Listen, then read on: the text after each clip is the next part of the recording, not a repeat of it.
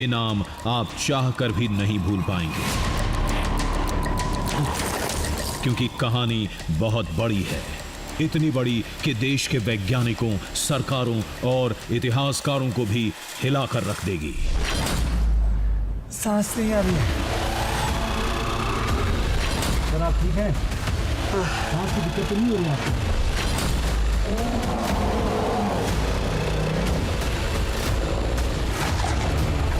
चारों तरफ सिर्फ हड्डियां ही हड्डियां।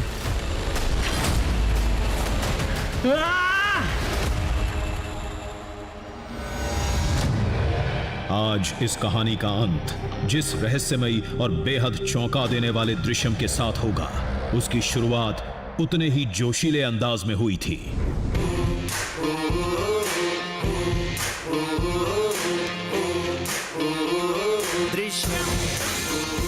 हम योकमा खारबू की तलाश में निकले थे। कारगिल के पास एक छोटा सा गांव, जहां रहने वालों ने कुछ दिन पहले पहाड़ पर एक गुफा देखी थी। अंदर गए तो गुफा में तमाम नरकंकाल देखे गए। जी हां, नरकंकाल, बड़े बड़े विशालकाय, भीमकाय इंसानों के अवशेष।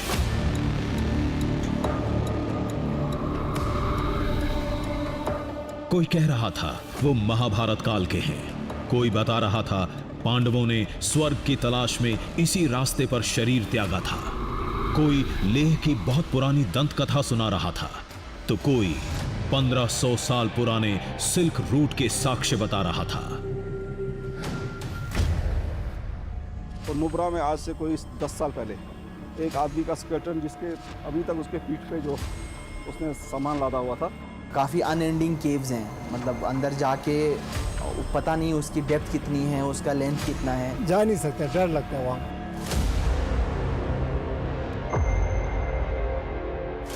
शुरुआत में हमें ये सब कुछ सिर्फ बचकानी बातें लग रही थीं, सिवाय सिल्क रूट के। सिल्क रूट, जिसे इतिहास में रेशम मार्ग भी कहा गया। सिल्क रूट यानी अंतरराष्ट्रीय व्यापार का एक रास्ता, जो चीन से मध्य एशिया और यूरोप तक फैला हुआ था, जिसका एक बड़ा और अहम हिस्सा हिंदुस्तान की सीमा से गुजरता था। इन्हीं रास्तों में कहीं एक और रास्ता भी था, पहाड़ों के बीच बनाया गया एक गुप्त, एक रहस्यमय रास्ता, जिसका इस्तेमाल व्यापारी लुटेरों से बचने के लिए करते थे।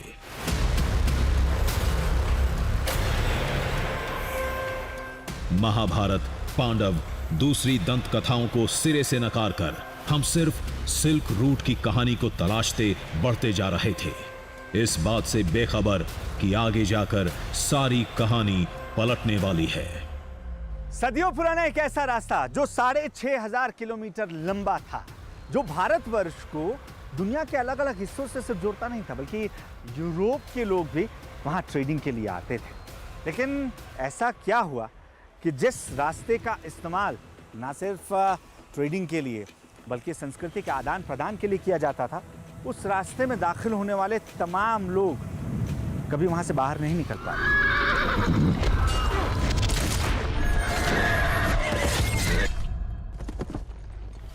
नमस्कार, जय हिंद। मैं हूं अक्षय विनोद शुक्ल आपके साथ, और आज मैं बात कर रहा हूं सिल्क रूट की, जो इन ऊंचे ऊंचे पहाड़ों के बीच से गुजरता है, जिसका रास्ता कभी ये नदियां बताती हैं तो कभी कोई जान नहीं पाता कि वो रास्ता कहां से जा रहा है, कहां आपको लेकर जाएगा, जो आज भी लोगों के लिए एक बड़ा रहस्य बना हुआ है। इसी सिल्क रूट का एक ऐसा हिस्सा है जहां आज भी कोई रिसर्च टीम नहीं पहुंच पाई है। हम बात कर रहे हैं योकमा खारबू की।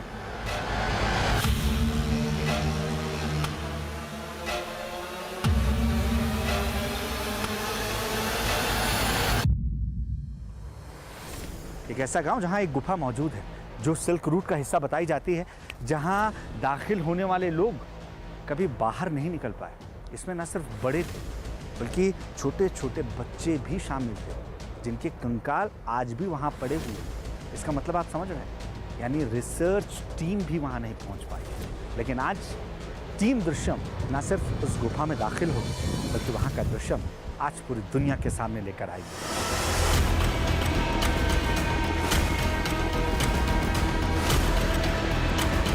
आज हम वो जोखिम उठाने वाले थे जिसकी हिम्मत वहां रहने वालों की तमाम पीढ़ियां भी नहीं कर पाएं।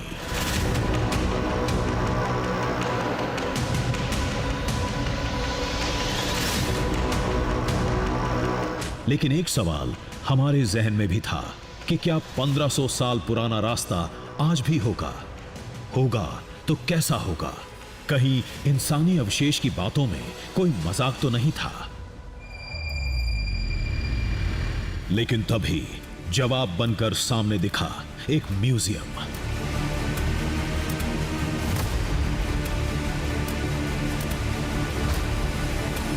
ये उस शख्स के वंशजों का संग्रहालय था जो कारगिल में जाने माने रेशम मार्ग के सौदागरों में से एक थे।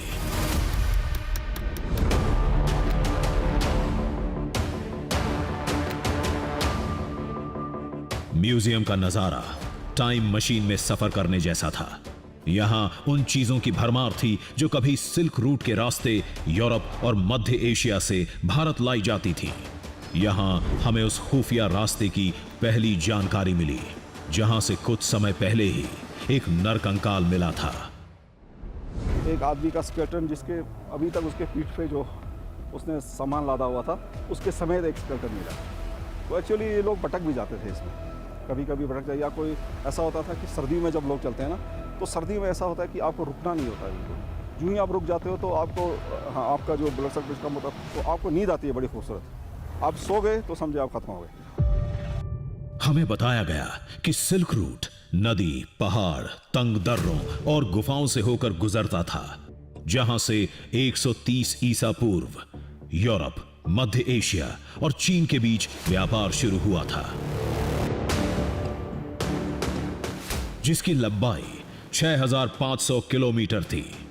यहां से चीन रेशम, चाय और चीनी मिट्टी के बर्तन का व्यापार करता था, तो भारत इन्हीं रास्तों से मसाले, हाथी दांत, कपड़े और कीमती पत्थर दुनिया के बाजार में भेजता था। कीमती सामानों की वजह से व्यापारी अक्सर डकैतों के निशाने पर होते थे, जो हमले के वक्त रेशम मार्ग से जुड़े एक खुफिया रास्ते में छुप जाते थे। हमें उसी गुप्त रास्ते की तलाश थी। वो स्लिक रूट का कोई पर्टिकुलर रोड नहीं होता था। कहते थे कि ये बड़ा सीक्रेट रखते थे अपने रूट्स को, बहुत से रूट्स थे, और कभी कभी वो रोड खोज के नया भी निकालते थे। रीज़न था उसमें कि कहते हैं इसमें डकैती बहुत ज़्यादा होती थी, तो कहते हैं बड़ा सीक्रेट होता था, सिर्फ मीर कारवान उसको बोलते थे, उसको पता होता था किस रास्ते से जाना है और कब जाना है।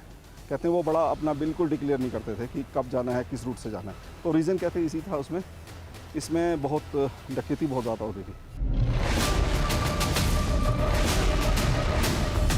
कारगिल में जो जानकारी मिली उसके मुताबिक हमें यहां से बटालिक सेक्टर जाना होगा। बताया गया कि हम जिस गुमनाम रास्ते को खोज रहे थे वैसा ही एक रास्ता वहां कुछ समय पहले मिला था। नाम फिर सुन लीजिए, योकमा खारबू। हमने सुना है, जैसे हमारे पुराने लोग जो बोलते हैं कि पुराने टाइम में ऐसे काफ़ी बड़े बड़े केव्स पाए जाते हैं कुछ एरियाज़ में। इनफैक्ट लास्ट ईयर भी हमने सुना था कि वहाँ पे कुछ केव डिस्कवर हुए हैं बटालिक साइड में, जो काफ़ी अनएंडिंग केव्स हैं। मतलब अंदर जाके पता नहीं उसकी डेप्थ कितनी है, उसका लेंथ कितना है। काफ़ी सारे लोग कोशिश कर चुके हैं वहाँ पे जाने के लिए, बट वो अंदर इतना अंधेरा है, अंदर इतना क्या कहते हैं, अंदर खो जाते हैं एक तरह से। योकमा खारबू कारगिल से 60 किलोमीटर दूर पहाड़ की गोद में बसा एक छोटा सा गांव है।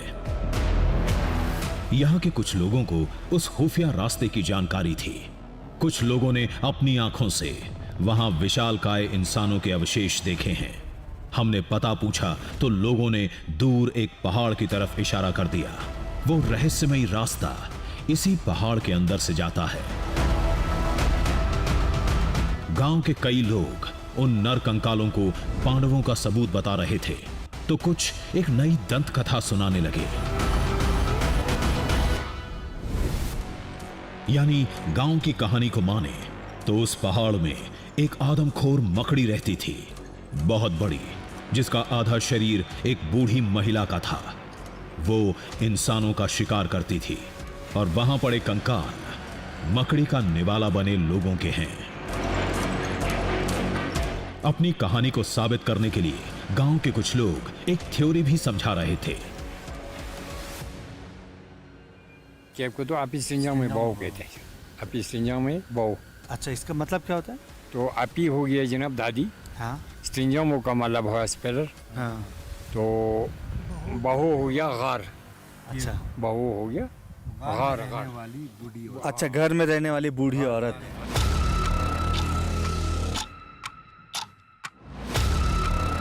इन कहानियों को किनारे रखकर हमने कुछ ऐसे लोगों से बात की जो उन गुफाओं में जा चुके थे,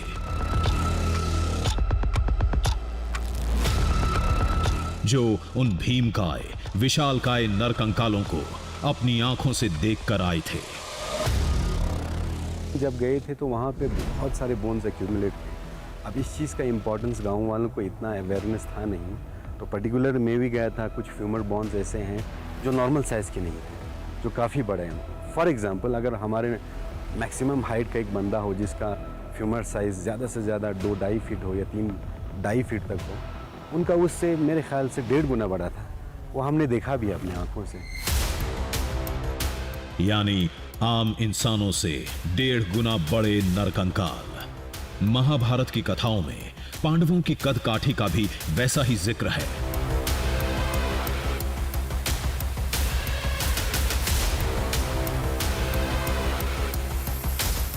हालांकि अब भी हमें इस कहानी पर यकीन नहीं हो रहा था।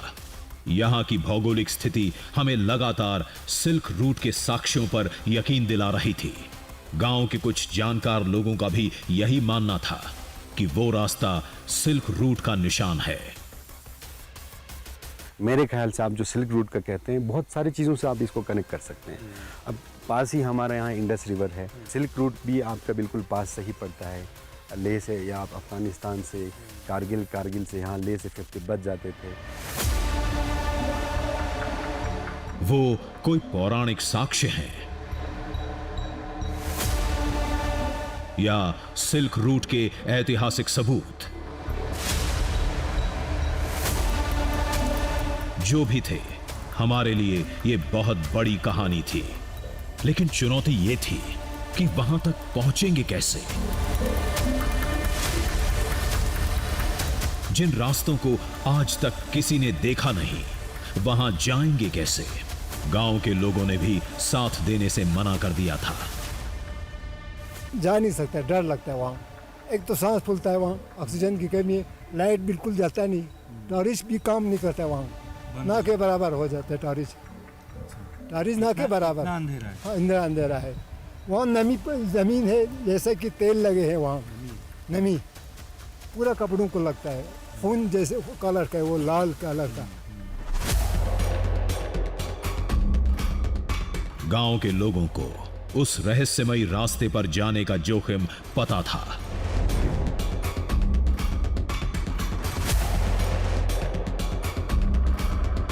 किस्मत से हमें एक नौजवान मिला और हमारा कारवां उस बेहद खतरनाक सफर की तरफ बढ़ गया।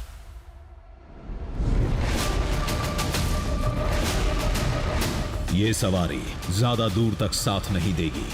आगे का मुश्किल रास्ता हमें पैदल तय करना होगा। देखिए, जो आखिरी गांव था योकमा खरबू, वो पीछे छूट चुका है और ये रास्ता इतना खतरनाक है कि झटकों के साथ हमें जाना पड़ रहा है।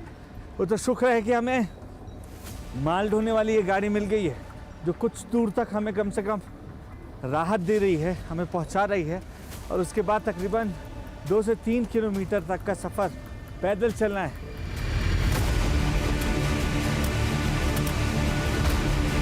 गाड़ी के पहिए वहां थमे जहां से पहाड़ की चढ़ाई शुरू होनी थी।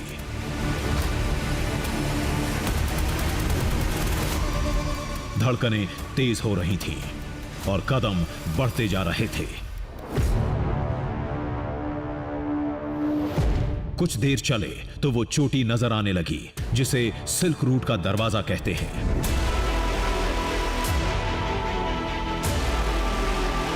बेसब्री बढ़ती जा रही थी क्योंकि यहीं से शुरू होने वाला था असली खेल।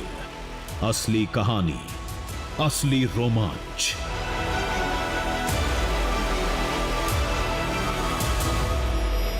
यहाँ 3 चोटियाँ आपको नज़र आ रही होंगी। एक ये सबसे बड़ी, जिस पर उस लेडी के बैठने की बात बताई जाती है। दूसरी वो लाल रंग की आपको देखने को मिल रही होगी मेरे पीछे। और तीसरी ये काली और हल्की सी आप कह सकते हैं मटमैली जो चोटी। हमें जाना उस लाल चोटी के पीछे।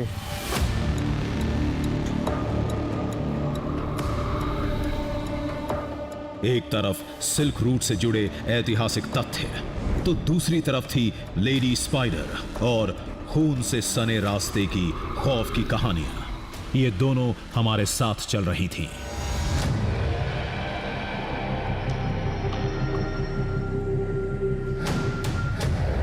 लेकिन जैसे ही पहाड़ के करीब पहुंचे, हमें कुछ ऐसा दिखा जिसने गांव वालों के पक्ष को मजबूत कर दिया। काले रंग का एक लंबा निशान कई चोटियों तक फैला था।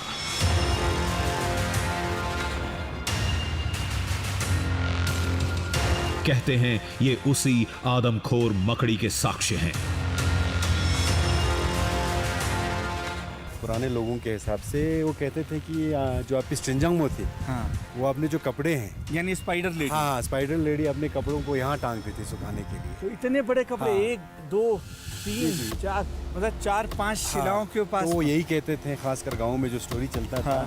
कि अगर उनके कपड़े इतने बड़े हो सकते हैं, हाँ, तो आप सोच लीजिए कि यकीन करिए कि वो खुद कितनी रही होगी, हाँ। कितनी एक बड़ी जाइंट रही होगी, कितनी खौफनाक एक आदमखोर टाइप की।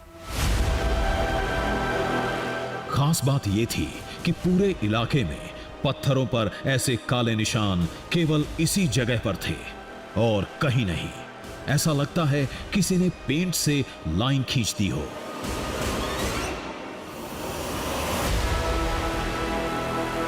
लेडी स्पाइडर की कहानी को खारिज भी कर दें तो इस काले निशान का फिलहाल हमारे पास कोई जवाब नहीं था।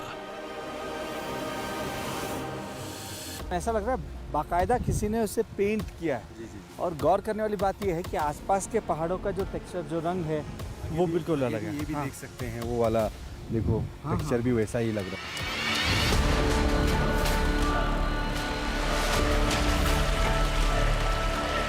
रहस्यमयी धारियों को छोड़ हम आगे बढ़े तो मूलबेख नदी से सामना हुआ।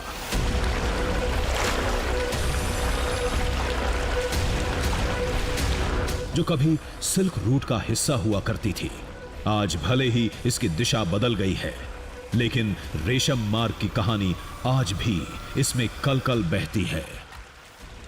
ये मुल्बेक रिवर जो करगिल होते हुए पाकिस्तान की ओर चली जाती है। बताया जाता है कि ये सिल्क रूट के पैरेलल ही बहती थी।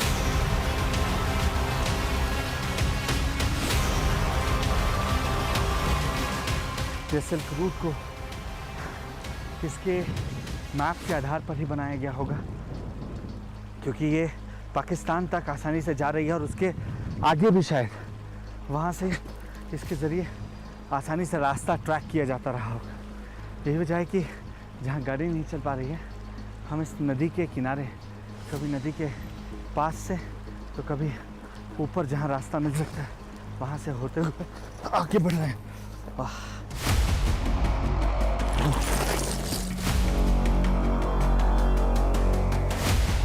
सिल्क रूट का रास्ता रेशम जैसा नहीं होगा, इतना तो हम जानते थे।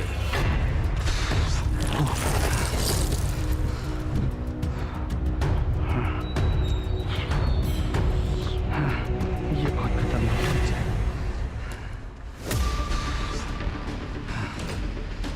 कदम कदम पर मुश्किलें थीं, हर मोड़ पर मौत का पहरा था। कभी इन्हीं रास्तों पर चलकर व्यापारी सिल्क रूट में दाखिल होते होंगे।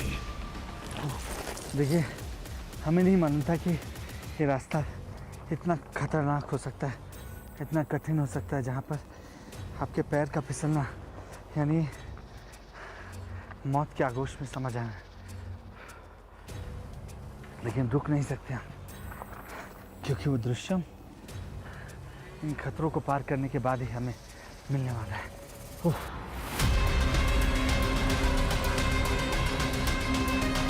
मंजिल की पहली झलक मिलने लगी थी। हमारे और उस 1500 साल पुराने मार्ग के बीच का फासला घटता जा रहा था। वाह, देखिए वहां ऊपर मुझसे करीब 500 फीट ऊपर एक गुफा जैसी चीज दिख रही है। शमीम भाई, यही है क्या? ओह, हम पहुंच गए।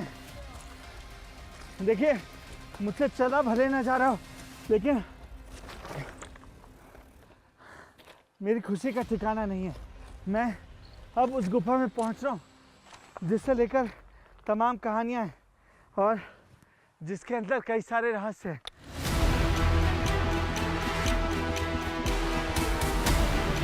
कहानियों से सुराग जुटाए, निशानियों के तार जोड़े, तमाम खतरे उठाए, फिर वहां पहुंचने में कामयाब रहे जहां का नक्शा भी किसी के पास नहीं था। सिल्क रूट का वो खुफिया मार्ग जो इतिहास के पन्नों से गुम हो चुका था, उसे हम खोजने में कामयाब रहे थे।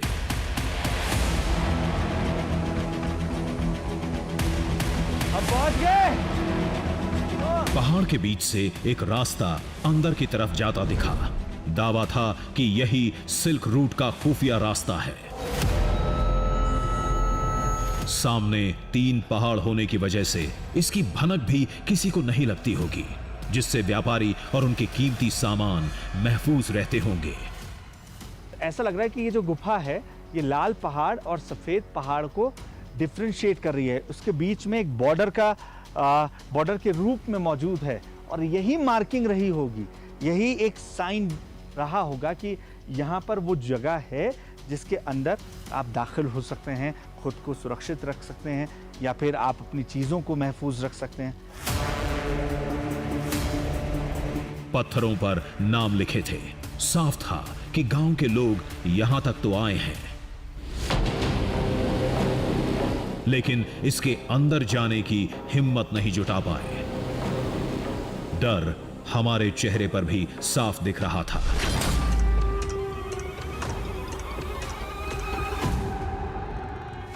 लेकिन इस बहुत बड़ी कहानी के लिए हम जान पर खेलने के लिए भी तैयार थे।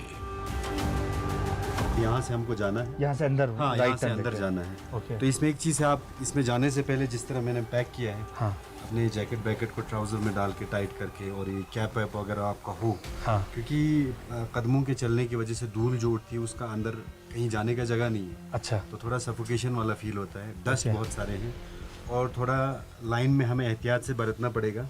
एक बंदा पहले जाएगा, उसके हाँ। पीछे हम फॉलो करके जाएंगे। मतलब हम 2 बंदे एक साथ नहीं जा सकते। इतना सकरा है। एक बंदा मुश्किल तक जा सकता है।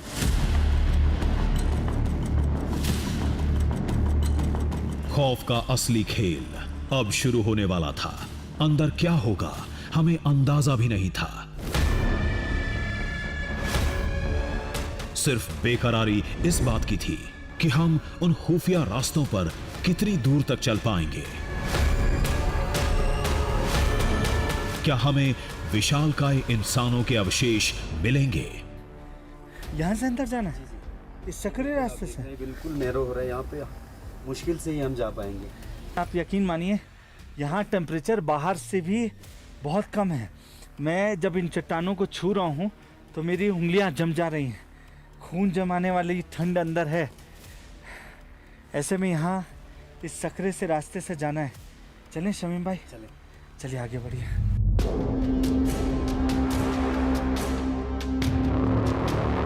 आज भले एक इंसान का चलना मुश्किल है, लेकिन कहते हैं कभी व्यापारी पूरे लाव लश्कर के साथ यहां से गुजरते थे।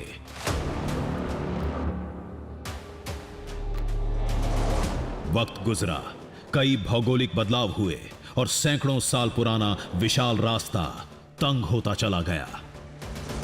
ये पहले ज़्यादा चौड़ा रहा होगा क्योंकि यहाँ पर वक्त की मार देखने को मिल रही है कि कैसे ये रास्ता सकरा होता गया। जैसे ये चट्टान यहाँ धंसकर गिर गई है। अभी हम पहले चेंबर की तरफ जा रहे थे जहां कंकाल दिखने का दावा किया गया था।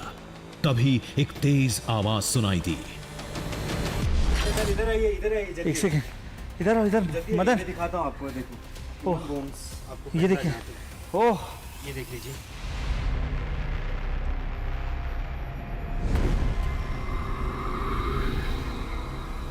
पहले चेंबर में अस्थियां बिखरी पड़ी थी, छोटी बड़ी कई आकार की।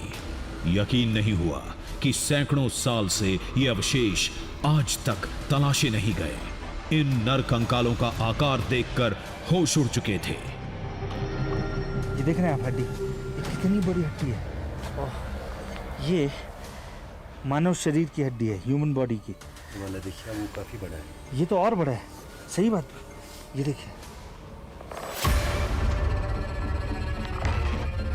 इन तस्वीरों को देखकर दिल घबरा रहा था।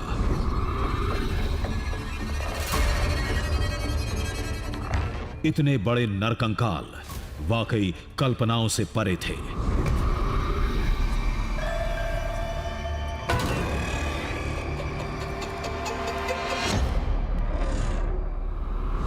किसी आम इंसान के कतई नहीं लग रहे थे। हमसे पहले जिसने देखे होंगे उन्हें भी नहीं लगे होंगे। शायद इसीलिए यह दावा हुआ कि ये कंकाल पांडवों के हैं। लेकिन अवशेष गिनती में बहुत ज्यादा थे, इसलिए महाभारत की थ्योरी सच्ची नहीं लग रही थी। ये हजारों साल से यहाँ पड़ी हुई, कोई नहीं जानता कि कब से हैं। कैसे उन लोगों की मौत हुई थी जो यहाँ पर दाखिल हुए थे।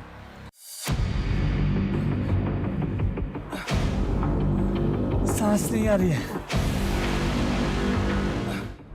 हमें देखकर लगा कि कुछ अवशेष बच्चों के भी हैं, इसलिए सिल्क रूट की कहानी ज्यादा सच्ची लग रही थी। शायद व्यापारियों का कारवां परिवार के साथ गुजरता होगा, इन कंदराओं में फंसकर रह गया होगा। देख रहे हैं, शरीर के अलग अलग हिस्सों की है। ये कोई एक्सपर्ट ही बता सकता है कि शरीर का कौन सा, शोल्डर बोन। लेकिन ये किसी बच्चे का लग रहा है। बहुत छोटा है।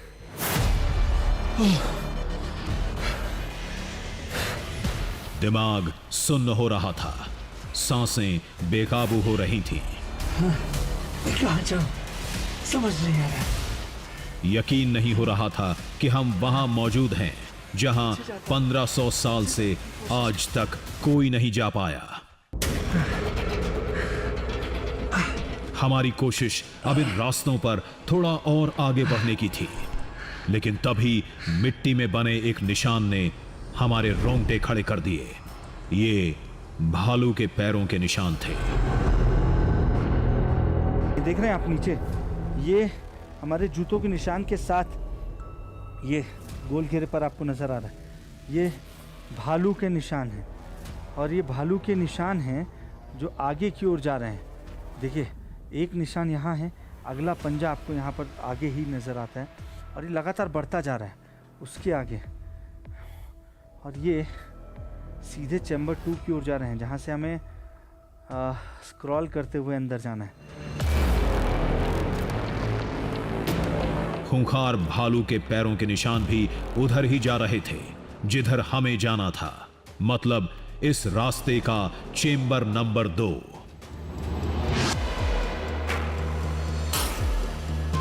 समझ में नहीं आ रहा था कि अब क्या करें। वापस लौटें तो मिशन अधूरा, आगे बढ़ें तो जान का खतरा। हमें किसी एक को चुनना था और बताने की जरूरत नहीं कि हमने क्या चुना। डर को सीने में दबाकर हम बढ़ते रहे। दूसरे चेंबर की तरफ धीरे धीरे रेंगते हुए जा रहे थे। शरीर बिखरी हड्डियों से टकराने लगा था। चारों तरफ सिर्फ हड्डियां ही हड्डियां। ये छोटे बच्चे की देख रहे हैं, ये छोटे बच्चे की, ये किसी की पेल्विक। ये जितना डरा रहा है, उतना ही आपको इमोशनल कर रहा है कि न जाने कितने लोगों ने यहाँ आखिरी सांस ली थी। हम लगातार चलते जा रहे थे। इंसानी अवशेष शरीर में चुभ रहे थे, लेकिन पीछे लौटना हमें मंजूर नहीं था।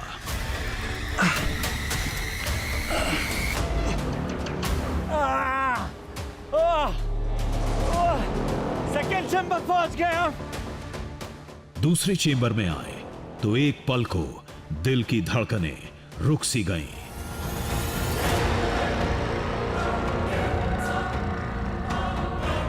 यहां अस्थियों का ढेर पड़ा था। शायद ये किसी का कंकाल था जो टूट के बिखर चुका था।